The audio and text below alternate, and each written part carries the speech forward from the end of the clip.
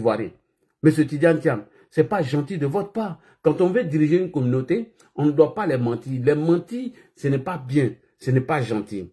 Alors, quand on a écouté les propos de monsieur Tidiane Thiam sur le fait qu'on ne doit pas mentir à une communauté qu'on veut diriger et qu'il y a beaucoup et que lui-même il a beaucoup menti dans son interview, c'est normal que je lui réponds et je vais lui répondre. Quand toi-même tu dis qu'on ne doit pas mentir à une communauté qu'on veut diriger et que toi-même dans ton interview tu as menti, tu as raconté que des mensonges, des sottises, des sonnettes et des bêtises, mais il est normal que moi je vienne te répondre, monsieur Tidiane Thiam, parce que c'est un mensonge. Nous ne voulons pas qu'un bafloteur, un menteur vienne diriger la Côte d'Ivoire. Alors nous allons commencer d'abord, avant d'entamer la véritable le décryptage de son interview, de l'interview de M. Tidiane Thiam, je vais vous présenter quelques mensonges de M. Tidiane Thiam, parce qu'il dit qu'on ne doit pas mentir à un peuple qu'on veut diriger. C'est lui-même qui l'a dit. Donc je vais vous montrer quelques-uns de ces mensonges. Il a dit on ne doit pas mentir à une communauté ou à un peuple qu'on veut diriger.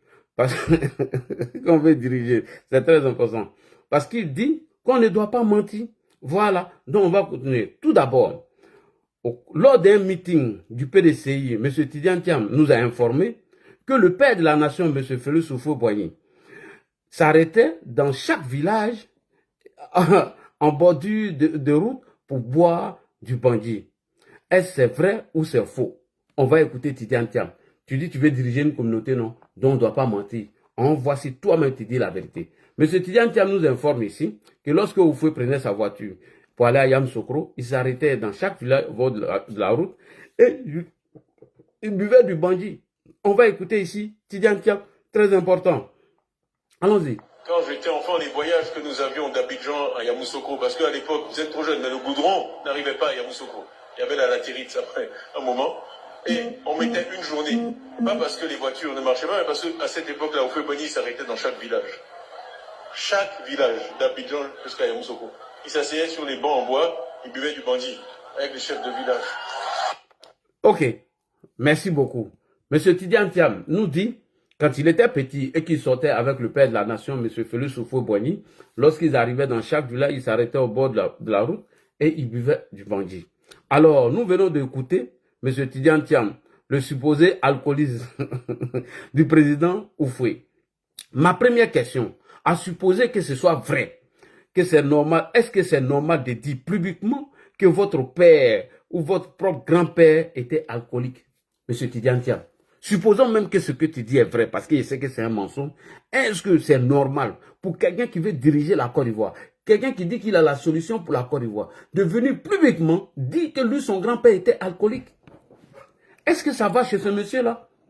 Chakadjan, est-ce que ça va chez toi? Quand il vient t'arrêter publiquement, dit que ton grand-père était un soulard, il buvait l'alcool et il avait le temps de prendre sa voiture, rentrer à Yamoussoukro après. Mais je me pose la question, est-ce que toi-même tu es le bon petit-fils de monsieur Félix Houphouët-Boigny? Vraiment, c'est pas bien de venir publiquement dire ces gens de bêtises, monsieur Chakadjan. Mais, pour vérifier les propos de monsieur Thiam, j'ai trouvé ces mensonges. Je vais faire appel ici à son ancien aide de camp. Je vais faire appel ici à l'ancien aide de camp de M. Félix Houphouët-Boigny, Pierre Claver Touré, qui va nous apprendre que le père de la nation, Félix Houphouët-Boigny, n'a jamais goûté, n'a jamais bu une goutte d'alcool. M. Pierre Claver Touré nous dit que le père de la nation, le grand-père de Tidiane Thiam, qu'il a livré à la vindicte populaire au cours d'un meeting en disant que ce monsieur était un alcoolique, que c'était un soulard, mais son aide de camp, M. Pierre Claver Touré nous dit que le père de la nation, Félix Houphouët-Boigny, n'a jamais goûté à une goutte d'alcool. Donc, M. Tidiane Thiam a menti aux Ivoiriens. M. Tidiane Thiam a menti au PDCI RDA. M. Tidiane Thiam était un pafloteur, un manipulateur, un menteur. Alors, on va appeler ici M. Pierre Touré. C'est très, très important. Puisque Tidiane Thiam nous a dit, quand on veut diriger une communauté, on ne doit pas mentir. C'est très important. Il est où? Pierre Claver, il ne faut pas partir. Hein. Voilà, Pierre Claver, il est là. On va l'appeler ici, il va nous informer. Tu vas arrêter de mentir. Nous, on va te pousser à ne pas mentir. C'est parti. On écoute Pierre Claver. Jamais vu les cheveux blancs de Houphouët-Boigny. Je ne les ai jamais vus. Ce disciple révèle que le père de la nation n'a jamais consommé une seule goutte d'alcool. Il s'amusait plutôt à faire passer ses ampoules vitaminées pour du whisky. Des propos corroborés par Pierre Claver-Touré. L'ex-aide de camp doute que Félix Houphouët-Boigny ait bu du champagne à l'occasion de la découverte du premier puits de pétrole. Je ne sais pas si c'était réellement du champagne qui était dans cette coupe-là. Donc bon. Sinon, ce que je sais, c'est qu'il ne buvait pas d'alcool. Bon, je vais buvais avec lui, mais bon, il buvait toujours de l'eau. Alors, M. Tidiane Thiam, quand on veut diriger une communauté, on ne doit pas mentir à cette communauté. C'est un manque de respect. Donc, M. Pierre Claver-Touré vient de nous informer ici que le président Félix Houphouët-Boigny, votre grand-père, n'a jamais goûté à une goutte d'alcool. Mais comment toi tu viens publiquement dire ces gens de conneries, ces gens de mensonges? C'est pas bien, M. Tidiane Thiam. Donc vous êtes un menteur. On continue. Deuxième mensonge de M. Tidiane Thiam. On continue sur les paflotas et les mensonges de Tidiane Thiam. Après une prière à la grande mosquée du plateau, M. Tidiane Thiam a été interviewé par les journalistes de la RTI et M. Tidiane Thiam répond que c'est lui qui a construit et a décoré entièrement la mosquée du plateau et qu'il était fier d'y revenir pour prier là-bas. Ah, champion. Non, voilà, moi, où la mosquée du plateau est construite là, c'était l'ancien garde républicain. Pour les jeunes qui n'ont pas l'information, elle fait face à la CNPS, non loin de l'ancien Télécel qui est devenu aujourd'hui MTN. Vous avez la grande voie qui continue jusque, comment on appelle, pour aller vers la poste, le ESCI et autres. Et l'autre côté, derrière, vous allez vers la déco, etc. Donc, là où ils ont construit la mosquée du plateau, c'était la garde républicaine avant. Et je pense que les travaux de la construction de la mosquée du plateau a commencé dans les années 96. Et elle s'est terminée en 2012. En 2008, c'était presque fini. Les gens même avaient peut-être commencé à prier, mais ils n'avaient pas encore fini totalement, avant que moi je quitte le pays. Et donc, M. Tidiane Thiam, après cette grande prière, il dit ici que c'est lui, que c'est lui qui a construit et décoré entièrement la mosquée du plateau et qu'il est revenu pour prier là-bas. Ok, on va l'écouter, M. Chakadian, puisqu'il dit qu'on ne doit pas mentir à une communauté dont on veut diriger. Alors nous allons écouter M. Chakadian alias Tidiane Thiam, le pafloteur, le menteur. On écoute Tidiane Thiam, c'est très important. J'ai passé 3 mois de ma vie pour lever le financement de cette mosquée, qui a été financée par un don que j'ai obtenu de Sheikh Al Nahyan d'Abu Dhabi. Et j'ai ensuite passé 3 ans à construire cette mosquée qu'on a... Il a passé 3 ans à construire cette mosquée, alors que la mosquée n'est même pas finie sous le régime. Non, bien c'est de 96 en 99, lui, il a déjà fini de construire cette mosquée. On peut mentir comme ça aux gens. J'ai passé 3 ans à construire cette mosquée. Mais pourquoi tu mens même? Tidiane Thiam est-il obligé de mentir aux Ivoiriens? La construction de cette mosquée a commencé en 1996. En 99, déjà, vous n'étiez plus au pouvoir, vous êtes parti. Alors que cette mosquée n'était pas encore finie. Même quand Laurent Gbagbo est revenu, la mosquée n'est pas finie. Tu peux venir mentir aux Ivoiriens. Tu peux mentir à un peuple que tu veux diriger demain. Alors que toi-même, tu dis que c'est un délit de mentir à une population dont on veut diriger demain. Est-ce que c'est normal que ce monsieur passe son temps à mentir aux Ivoiriens? On continue. Monsieur Tidiane Thiam. Entièrement conçue, construite et décorée. Donc c'est la première et seule mosquée que j'ai eu le privilège de construire dans ma vie. Et c'était un vœu très cher pour moi de pouvoir un jour prier dans cette mosquée. Et je veux remercier Allah, Tout-Puissant, tout miséricordieux, de m'avoir accordé 96. Ok, on continue. Donc, monsieur Tidiane Thiam, vraiment tu fais pitié. J'ai honte. J'ai honte quand je regarde ce monsieur qui aujourd'hui est le président du PDCI et qui veut diriger notre nation. Et lui-même dit de ne pas mentir à un peuple qu'on veut diriger. Mais quand toi-même tu viens nous mentir comme ça, est-ce que c'est normal? Tu dis que toi, tu as construit et décoré, entièrement cette grande mosquée du plateau et que tu es revenu prier dans cette mosquée parce que tu as participé. Et ça s'est réalisé en 3 ans. Alors que la construction de cette mosquée a débuté depuis 1996. Et vous êtes parti du pouvoir en 99. Donc 3 ans, toi tu as construit cette mosquée. Bon, Gbagbo lui il est venu faire encore pour réhabiliter cette mosquée. On peut mentir aux gens comme ça, monsieur Tidiane Thiam. Vous-même vous avez dit au début, dans mon introduction, qu'on ne doit pas mentir à un peuple qu'on veut diriger demain. Mais quand vous permettez de mentir à ce peuple, il est normal que nous on se pose beaucoup de questions. Il est normal de vous mettre en cause vos mensonges. On continue. Voici quelqu'un qui a fui la Côte d'Ivoire depuis 1999 et qu'il vient encore nous dire 24 ans plus tard que c'est lui qui a construit et décoré entièrement la grande mosquée du plateau. J'ai trouvé qu'il y a quelque chose qui n'allait pas. Franchement, j'ai trouvé qu'il y a quelque chose qui n'allait pas. D'ailleurs, il a dit qu'il a construit cette mosquée en 3 ans. Déjà, c'est faux. Je suis allé faire les recherches. Parce qu'il faut faire les recherches. Effectivement, la construction de la mosquée du plateau a démarré en 1995, quand M. Tidiane Thiam travaillait encore avec Bédié. Ça, il n'a pas menti. Ça a commencé en 93. Sur ce côté, en 96. Sur ce côté, c'est vrai, ça a commencé, la construction a commencé en 96. Mais les travaux se sont arrêtés jusqu'en 2008. Ça, je me rappelle. Les travaux se sont arrêtés en 2008. Par manque de financement. Ça, c'est vrai.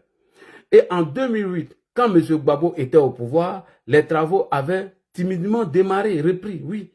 Voilà, parce qu'on avait déjà commencé à prier dedans entre mars-avril 2008, avant que nous, on parle de la Côte d'Ivoire. Mais c'est véritablement en 2012 qu'il y aura véritablement un coup d'accélération. C'est à partir de 2012 que tout a accéléré, avec l'implication du président Alassane Ouattara, jusqu'à ce que cette mosquée soit entièrement construite et décorée.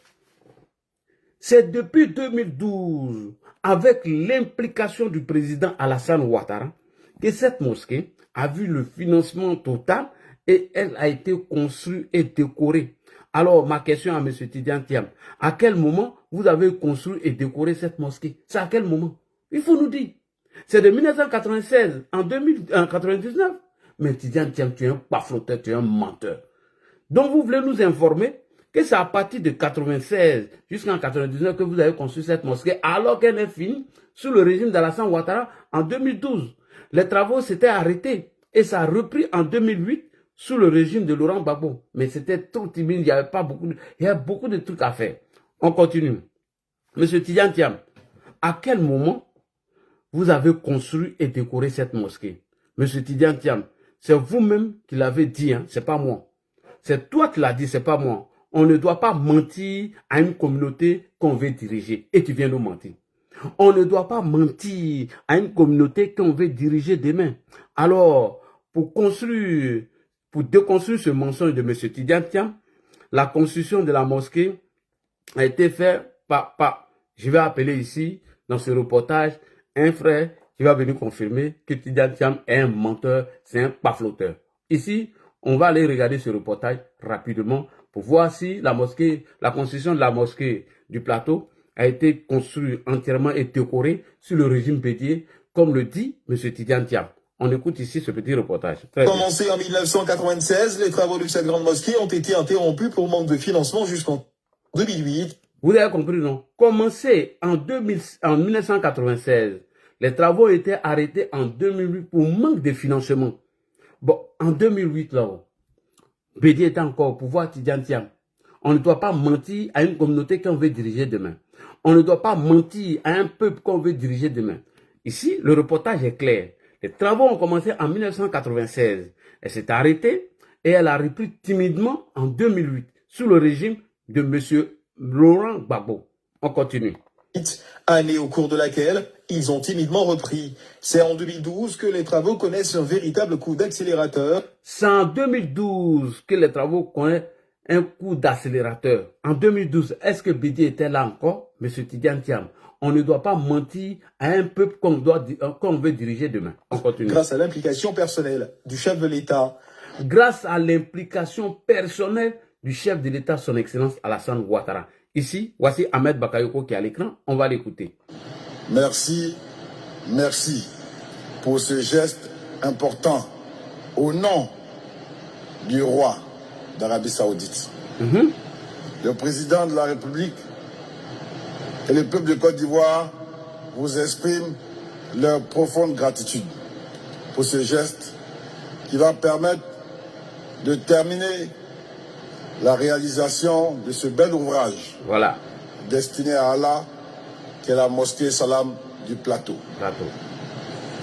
Monsieur l'ambassadeur, à travers cet acte de grande solidarité, vous rapprochez nos peuples et vous les rapprochez d'un idéal commun qu'est la recherche de la paix à travers la religion musulmane.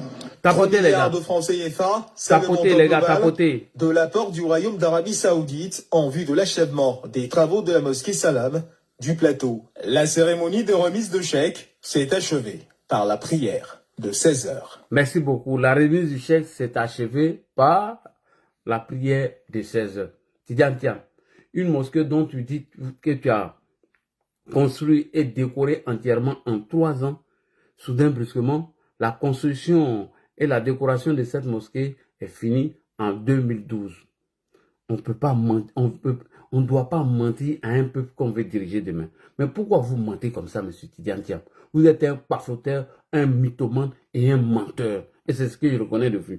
Alors, revenons maintenant sur son interview. On revient sur l'interview de monsieur Tidiane Thiam. Alors, on revient sur l'interview de monsieur Tidiane Thiam sur France 24. Maintenant, je vais revenir sur l'interview de M. Tidiane Thiam que France 24 l'a accordé. Dans la première partie de la vidéo de M. Tidiane Thiam, que je vais vous présenter tout à l'heure, M. Tidiane Thiam a menti sur le col ivoirien. Il a menti sur le col ivoirien. Il dit qu'en mathématiques, à l'école ivoirienne est 13e sur 14. Donc, en gros, les résultats sont nuls. Et il a même classé le Burkina avant nous. Ah, champion, on peut mentir comme ça? Alors, on va écouter son mensonge sur RFI rapidement. Il dit en mathématiques, la Côte d'Ivoire est classée 13e sur 14, donc en gros, nous sommes nuls aujourd'hui. Ah, champion, toi, tu as fait plus de 23 ans hors de notre pays. Et puis, on l'a dit, que tu n'as jamais scolarisé un enfant dans ce pays, que tu n'as jamais payé d'impôts. Et c'est toi, tu vas venir parler du classement de la Côte d'Ivoire en matière de mathématiques, que nous sommes 13e sur 14 et que nous sommes nuls. D'accord, il n'y a pas de problème. On l'écoute quand même. Puis on revient. On écoute Tidiane Thiam. Je veux revenir encore une fois, désolé, mais au bilan de 15 ans, parce que derrière ça, il y a des choses graves. La Côte d'Ivoire, en mathématiques, est 13e sur 14 pays africains qui sont classés. Au PASSEC, les étudiants de terminale de Côte d'Ivoire testent au niveau 3e. On a des milliers d'enseignants, de déficit d'enseignants. Je veux revenir encore une fois, désolé, mais au bilan de 15 ans, parce que derrière ça, il y a des choses graves. La Côte d'Ivoire... Ok, on a compris. On a compris, M. Tidiane Thiam. Tu dis qu'en mathématiques, nous sommes nuls en ce moment, que nous sommes classés 13e sur 14. Ok. M. Tidiane Thiam, vous étiez ministre dans le gouvernement de M. Henri Konan Bédié, dont vous étiez comptable des bons ou des mauvais résultats du gouvernement de Bédié. Ça, c'est vrai. M. Tidiane Thiam, je dis, je répète, vous étiez dans le gouvernement d'Henri Konan Bédié. Donc, vous êtes comptable des bons ou des mauvais résultats du gouvernement Bédié. Alors, je vais faire appel ici au député Assalé Tiemoko. Monsieur le député, est-ce que vous pouvez nous donner les résultats, des résultats au bac quand Bédié était au pouvoir avec M. Tidiane Thiam? Monsieur Assalé Tiemoko, pouvez-vous nous donner les résultats au bac et au BPC lorsque M. Henri Konan Bédié était au pouvoir avec M. Pafloteur, le menteur Tidiane Thiam? C'est très important. On écoute Assalé Tiemoko. On va voir. Donc je prends son élément.